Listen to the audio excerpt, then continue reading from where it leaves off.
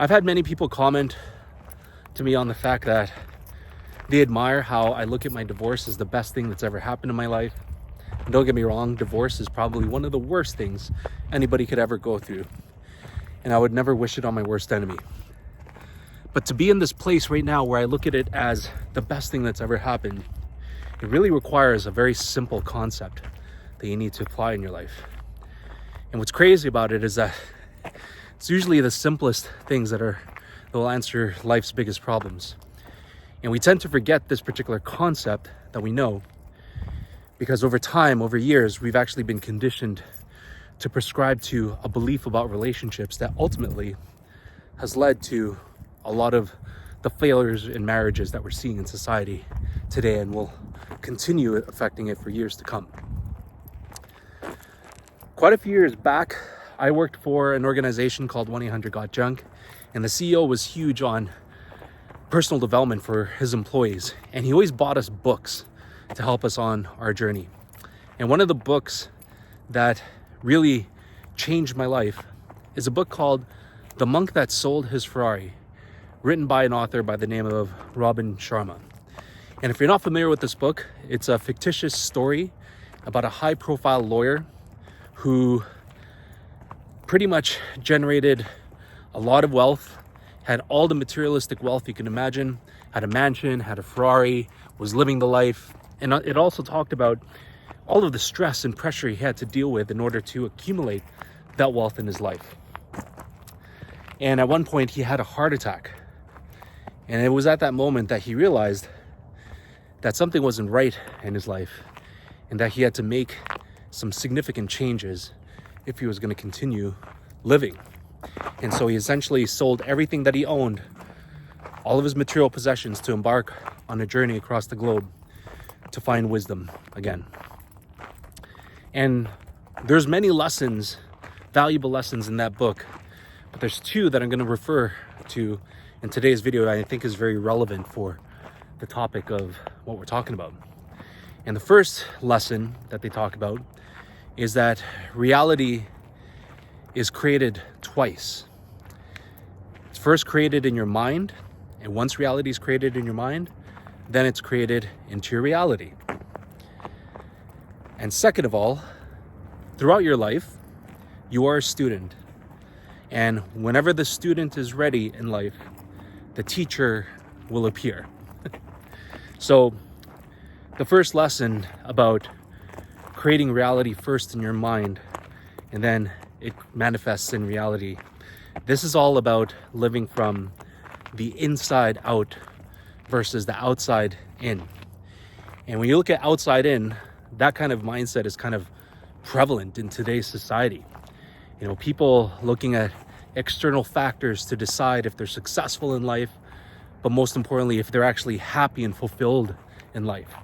And in the story of this guy, this lawyer in the book, I mean, he accumulated all of this wealth, material wealth, the mansion, the car, the women, the partying, the lavish lifestyle. And yet it was never enough to satisfy his inner desire for happiness and fulfillment. And again, you could see that in today's society. You know, someone gets a nice car, the next thing they're thinking about is, well, who's going to have a nicer car than me? And what's going to be the next nice car that I can upgrade to? If you chase material wealth in this lifetime, it will never be enough. It'll never satisfy you. So instead of living from the outside in, we need to live from the inside out. And when you live from the inside out, that means that you no longer are tied to external pressures to dictate your level of happiness or fulfillment in your own life. And going back to my view of my divorce being the best thing that's ever happened, that's because I had to do a lot of inner work in order to get back to that perspective that life happens inside first and then it manifests on the outside. It's like that quote, I don't know if you've ever heard this, but life is 1% what happens to you and 99% how you react to the things that happen to you. And what might be a tragedy to someone could actually be a blessing in someone else's view. And in my case, people look at my situation as a tragedy. I look at it as the biggest blessing I could have ever had. And part of the reason why it's been the biggest blessing for me is it made me realize that for a very long period of time, when I was in my marriage, I was actually living from the outside in. Now, there's a big reason why I'm not the only one who has experienced living life from the outside in, and why it's caused a lot of failure in marriages. There's this belief about relationships that we've been told since the beginning of time. I don't even know who ever created this belief, but it's caused many problems in relationships. And I truly believe it's one of the reasons why you're seeing a lot of marriages fall apart nowadays across the globe. And this belief is very simple. You've probably heard it before. It's that motto, happy wife, happy life. Now, if you prescribed to this belief about relationships, then you already know what it's led to. Think about it. The whole concept of happy wife, happy life means that in order for your life to be happy, your wife has to be happy. And for a lot of us men, we want to have happy wives. And because we're problem solvers, we try to do everything we possibly can to make it that way. And that's definitely something that I tried to do for many years in my relationship with my ex. You know, everything that she wanted, I did, whether it was buying things for the house or trying to earn more money at my job, trying to get that promotion, or just even listening to how she wanted things done and arranged in the house, even down to the freaking towels, how the fucking towels needed to be folded. Ridiculous things like that. And over time, when you prescribe to this belief, you start to realize that no matter what you do, it's never good enough for her. And not only that, it gets to the point where over time, she starts bitching and complaining about everything, that you now start to question your own ability to even wipe your own ass, that you now rely on her to tell you exactly what to do and when to do it, because you think that's what's going to make her happy.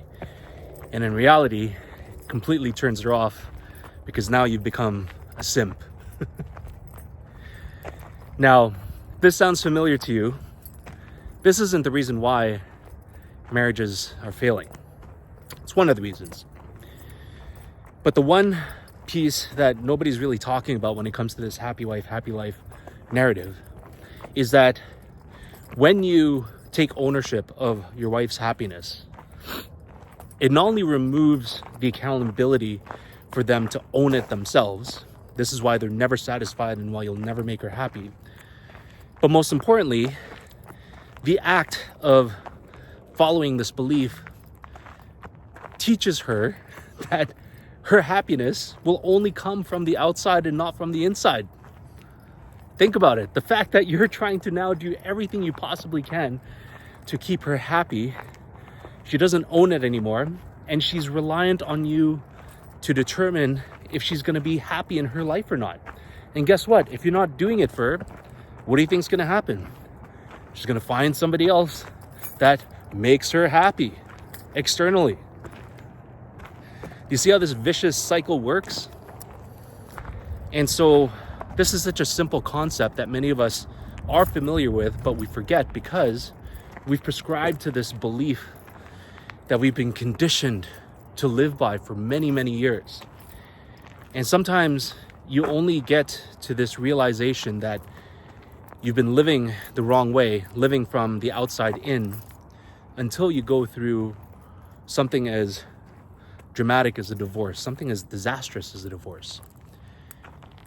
And that's why I feel like my divorce has been the biggest gift, because it woke me up to what I was doing and made me realize what I needed to go back to in order to be happy again, in order to look at life from the inside out. That no matter what happens, even though things aren't fair, Even though things will happen out of my control, not in my favor, it's all in how I react and how you find the opportunities within those things that happen to continue moving on and to continue being fulfilled and happy in your life. And this is a very important concept to keep in mind, because if you live from the inside out, then you also know that if you start dating again, or if you're trying to get to know a woman, you'll be able to determine, are they on the same wavelength as you? Do they own their own happiness? Or are they the type that lives from the outside in? I've dated quite a few women who fall into that second category of living from the outside in. And you could see it on their social media. You could see it in the way that they present themselves, the way that they act towards you and others, always seeking external validation for their own happiness. And as soon as I see those red flags, I just cut it off and I stay away from those crazy people. But that's why this concept is so important, is because it's going to help protect you and help you identify who these people are and when to stay away from them. And I hope you don't have to go through the hard lesson of the teacher being a divorce in order for you to realize that. So that's my goal for today's video. I hope this found you at the right time. I'd love to hear your comments and thoughts below. Thank you guys for all your support, and I'll see you guys in my next one. Peace out.